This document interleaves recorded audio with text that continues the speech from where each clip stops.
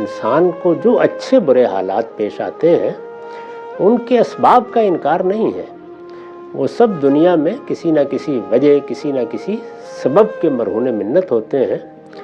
لیکن وہ اللہ کے اذن کے بغیر نہیں آتے۔ یعنی میرے رب نے فیصلہ کیا ہے کہ یہ آ جائے، اس کے بغیر نہیں آتی۔ اسی طرح سے انسان کامیابیاں حاصل کرتا ہے تو قریبی اسباب میں بعض اوقات لگتا ہے کہ میں نے بڑی محنت کی تھی اور مجھے بڑی ذہانت دی گئی ہے اور میرے اندر بڑی صلاحیتیں ہیں، یہ اس کا ظہور ہوا ہے، لیکن واقعہ یہی ہے کہ وہ جو کچھ بھی ہوتا ہے وہ اللہ ہی کی عنایت ہوتی ہے، اسی کا کرم ہوتا ہے۔ جس وقت وہ سب کچھ کر گزرتا ہے تو اپنا معاملہ اپنے پروردگار کے سپرد کر دیتا ہے کہ اب نتیجہ اسی نے نکالنا ہے۔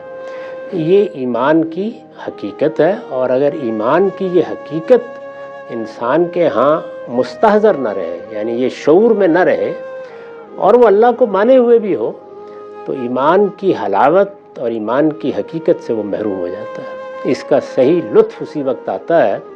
جب ہر قدم پر، ہر مرحلے پر، ہر علت و معلول کے رشتے پر وہ خدا کو دیکھ رہا ہوتا ہے، میرا پروردگار ہے۔ تو رسول اللہ نے اس کی طرف توجہ دلائی۔